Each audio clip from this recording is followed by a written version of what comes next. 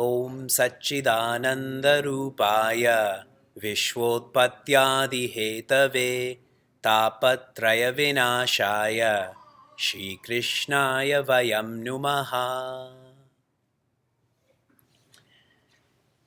Janmadhyasya yatonvayaditaratascharteshvabhignaswarat Tene Brahma Hridaya Adi Kavaye Muhyanti Yatsurayaha Tejo Vari Mridam Yatha Vinimayo Yatra Trisargo Mrisha Dhamna Svena Sada Nirasta Kuhakam Satyam Param Dhimahi Dharma Projita Ketavotra Paramo Nirmatsaranam Satam Vedyam Vastavam Atra Vastu Shivadam Tapatrayon Moolanam Shrimad Bhagavate Mahamuni Kim Va Parerishvaraha Sadyo Hridyavaruddhya Tetra Kritibihi Shushrushubi Tatkshanat.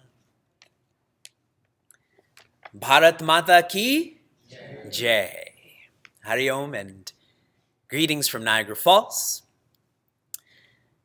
The constitution of Sanatana Dharma is the Veda. Today around the world, people are celebrating Republic Day, which is when the constitution of India came to be. So I was sharing with our seekers here images of our yatra and how Maharashtra really describes all of Bharat. Rashtra doesn't mean state, it means land. And all of Bharat is Maharashtra, because in Maharashtra, Bharat, there's a focus on vidya, on the knowledge to make one independently joyous. So once again, Bharat Mata Ki Jai.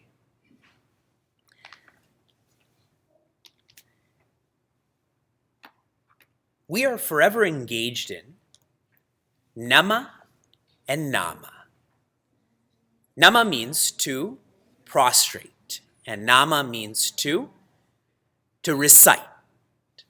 We do this, Nama and Nama, but this Nama and Nama has become a karma for us. It's become a kriya for us.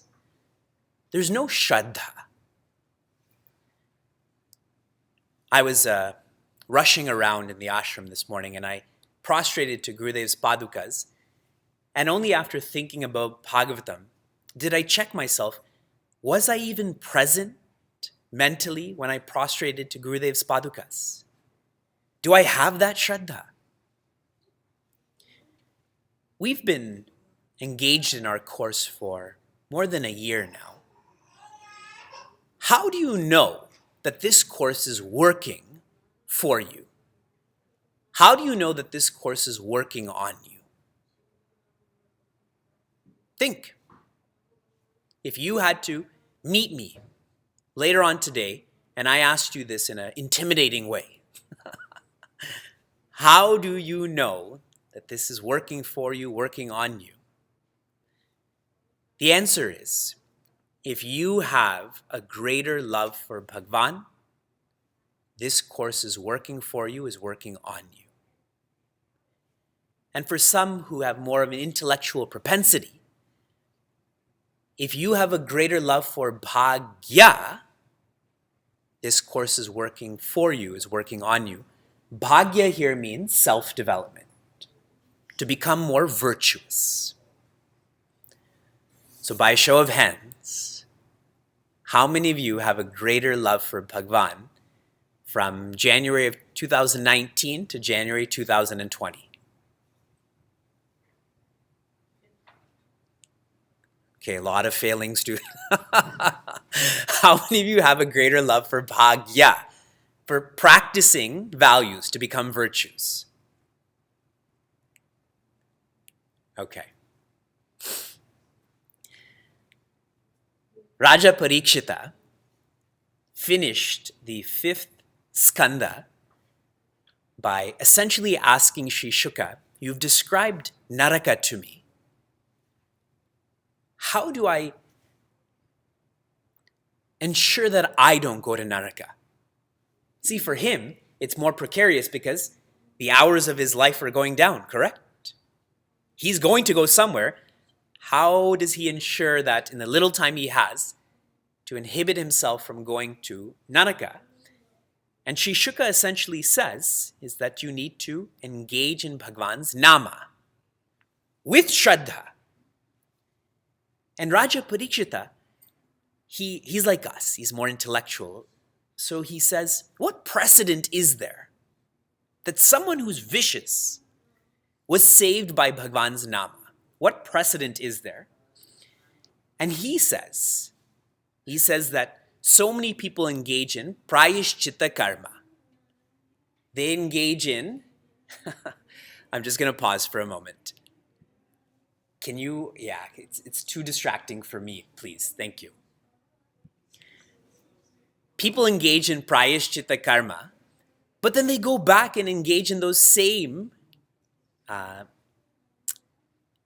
nishiddha karmas, that same kamya karma, which is prohibited actions, that which is immoral, selfish actions, which is based on themselves. So prayishchitta karma doesn't work. So tell me, I've also engaged in wrong actions. How will I not go to Naraka? And Sri Shuka says, you're right. Karma cannot erase karma.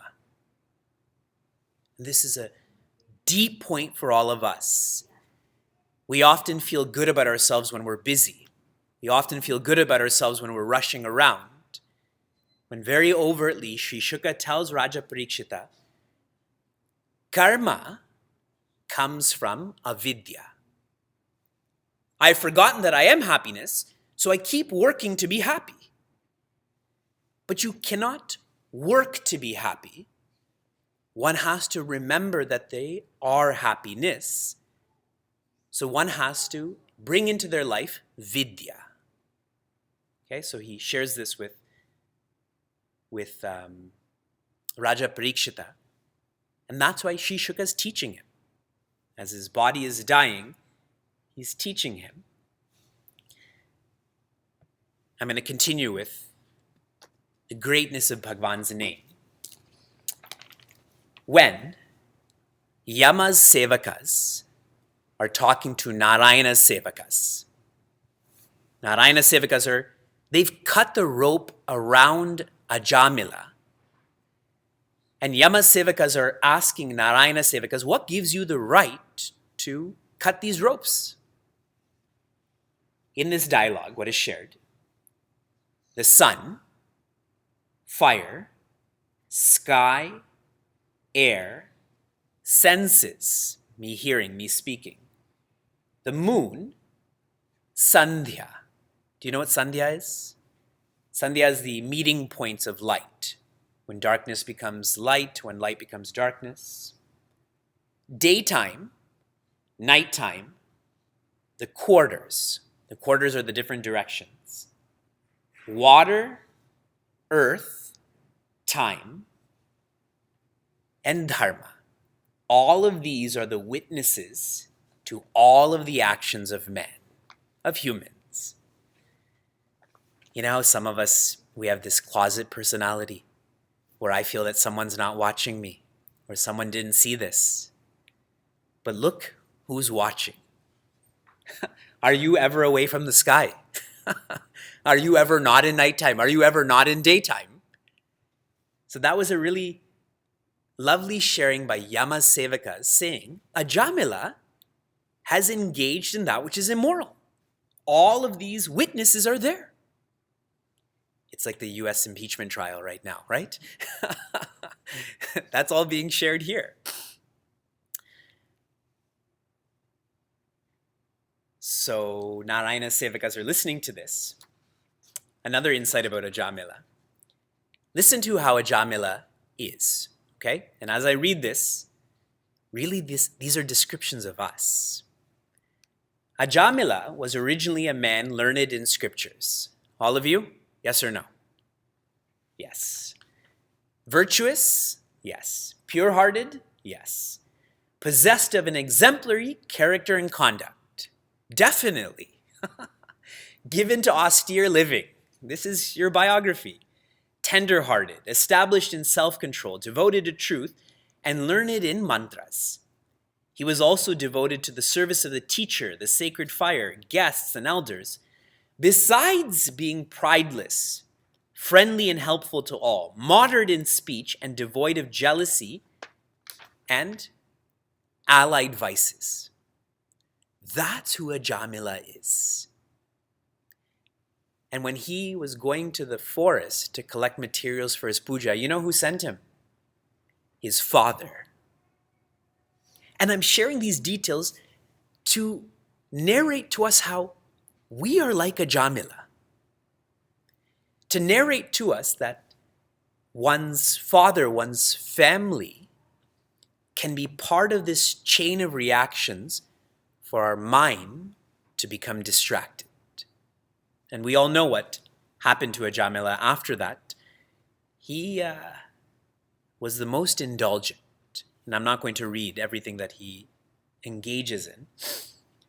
Finally, when he's 88 years old, and he sees Yama's Sevakas coming with their ropes, and they put those ropes on him, he calls out to his youngest son. And what is his youngest son's name now? Narayana.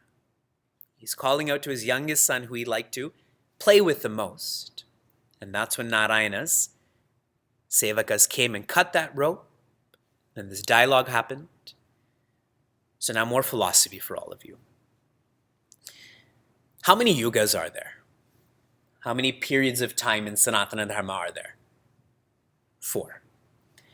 In every period of time, there is a specific sadhana or practice that is designated to that culture for people to be enlightened. So I'm going to go from the first to where we are now.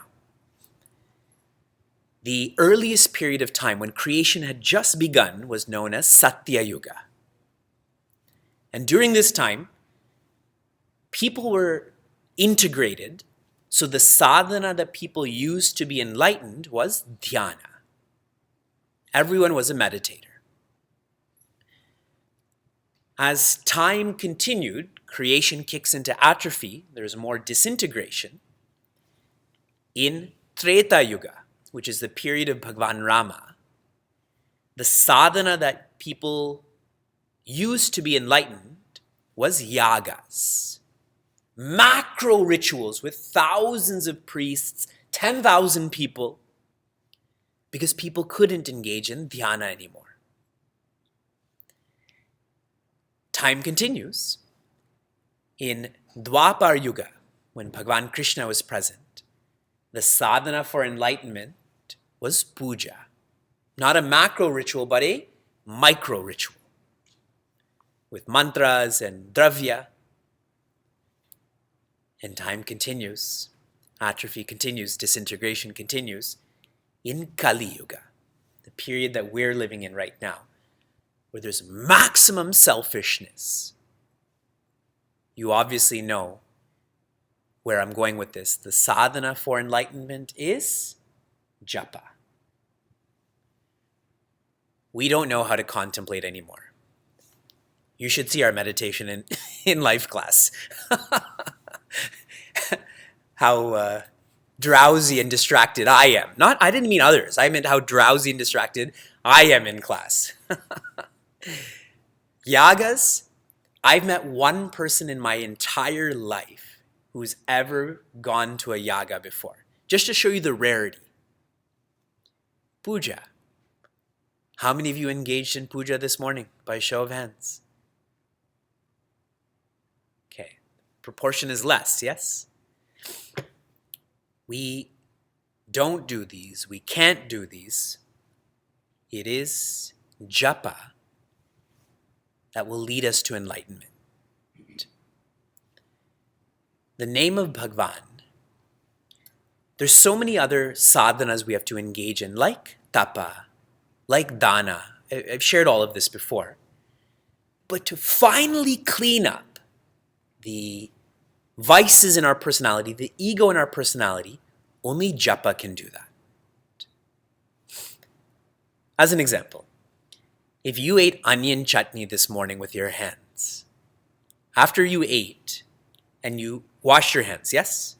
And if you smell your hands right now, what does it smell like? Onion chutney, right? So then you use a bar of soap. You use Ivory or Dove and you wash your hands. And now what do your hands smell like? A grosser combination of soap and onions now, right? So then what do? You finally have to bring in like Dettol or, some hardcore cleaner to get into your nails and the pores of your hand. That's what japa is. That final cleansing of the mind, of the ego, is only accomplished by japa. When you need help with a visa, with a passport, suppose you want a relative to come to somewhere in North America. When you can't do it, what do? You ask for help from someone who can do it, correct? Essentially a politician, an MP, a senator, whoever it may be. And it gets done, right? We can't help ourselves, which is why we need to ask for help from the person who doesn't need help, and that is Bhagwan. Now, how do you initiate this help? By taking their name, isn't it? If I want to contact my member of parliament, I have to know her or his name. It is through their name that help can come. But if I don't know that name, that help can't come. The practicality of Bhagwan's nama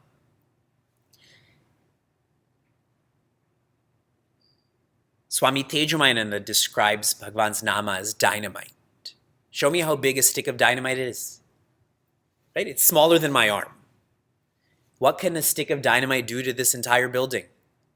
It'll definitely take the first floor down, maybe even the second floor, correct? It works with dynamite. Imagine the power, the presence of Bhagwan's name. In Srimad Bhagavatam, the analogy that's given, our hardships in life, our vices are like mountains. That's what it feels like, right? How do you overcome jealousy? How do you overcome fear? But that mountain, when put in space, how big is that mountain? That mountain is like a speck of dust when put in space. So Bhagwan's name is like that space, and whatever we're going through is like a mountain. Remember in Ramayana, those rocks, those boulders, when they were put in the water, what happened? They sank to the bottom.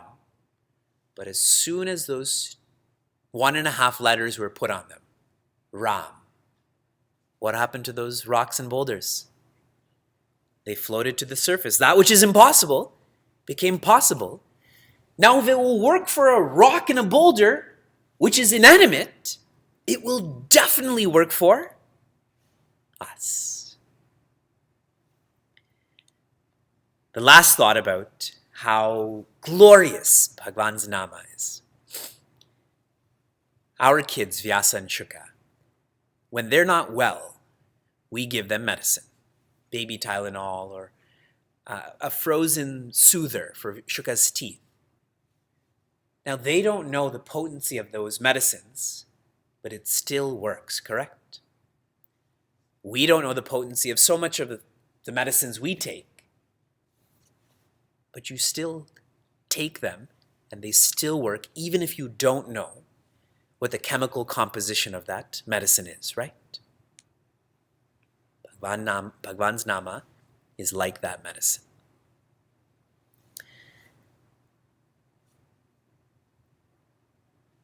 Narayana's Sevakas are telling Yama's Sevakas, you should perpetually take Bhagwan's Nama, even if you're doing it in fun. Imagine I say to you, your hair is so matted like Bhagwan Shiva. You should do that. It's said very specifically here, you should take Bhagwan's Nama even for a recital. Imagine you're about to sing some rock and roll song, but you warm up your voice with Narayana, Narayana, Narayana. You should still do that. It says here, if you're getting bitten by a snake, still engage in japa. What is specific context? If you're getting bitten by a snake, even then, one should engage in japa. And this is so lovely about Sanatana Dharma. We don't believe that you can ever take God's name in vain. The name still works. And when Ajamila called Narayana, Narayana's Sevakas came and freed him of those ropes. A Vimana followed. What's a Vimana? An aerial chariot. And that Vimana took Ajamila to Vaikunta. If this can happen to someone who's worse than all of us combined, how come we don't have faith that this will happen to us too? Faith.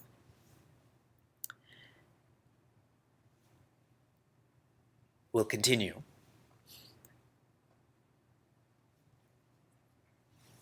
Shri Shuka and Raja Parikshita are having such awesome back and forths with questions and answers. I am on the 5th chapter, the 44th verse, lines 1 and 2. Pratijagraha tad badam narada sadhu sammataha etavan sadhu vadohi titikshete swayam. Shri Shuka tells Raja Parikshita, a reaction binds people. And Narada, he kept his mind sama, did not react. It is shared that someone is a sadhu who has titiksha, who is Ishvara of Swayam, of themselves. So this is a line that is shared. Now, where did Rishi Narada come in all of this?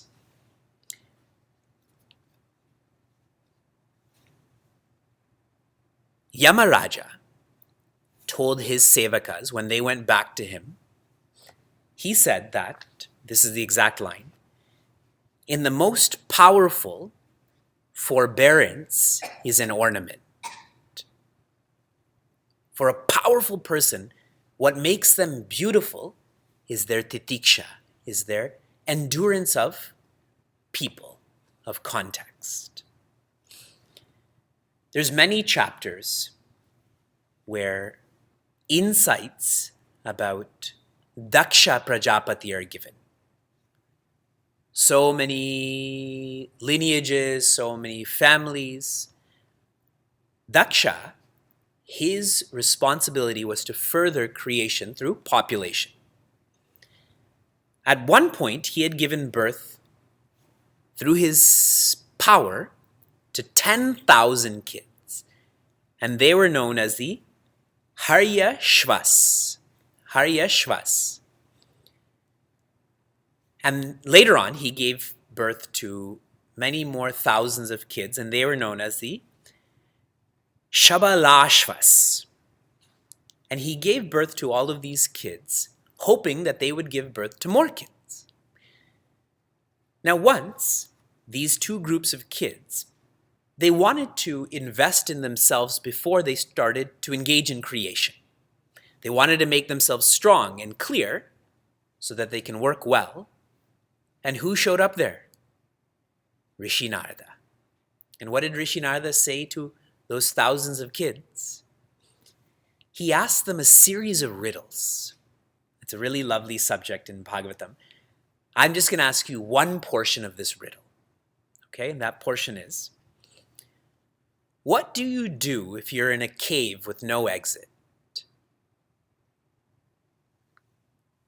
So you have these thousands of kids. They're engaging in tapa. They want to make themselves strong and clear so that they can create. Rishi Narada is there and asks them this and many other riddles. What do you do if you're in a cave with no exit? And all of these kids thought about it, and they realized what he was asking. A cave with no exit is a life lived for pleasure. When you go about living your life focusing on eating more, drinking more, sleeping more, you're in a cave. And you think the more you eat and drink and sleep that you'll come out of that cave, but this cave has no exit. Whenever we're in a cave, we're always looking for light, correct? Because that light indicates the end of the tunnel. So the implication here is all of these kids thought more important than pleasure is peace, and that peace is the light of the self, the light of their spirit. And so all of these kids were enlightened. And none of these kids went further and had kids and promoted creation. This is why Daksha Prajapati is so angry at Narada. He says that you've ruined all of my efforts. You are a vicious person. And since you're so vicious, if you stay in one place, that you will ruin other people's lives. So I curse you that you should never stay in one place.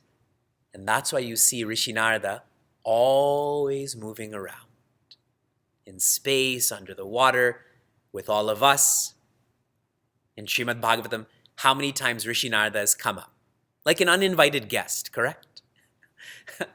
But he's an awesome uninvited guest because he brings the best desserts. He brings the best chocolates that makes everyone happy. So when Daksha curses Rishi Narada, and put yourself in that position, when someone criticizes a decision you made, how do you feel? What do you do? We quickly go through their history, right? But you decided this, and this is what happened.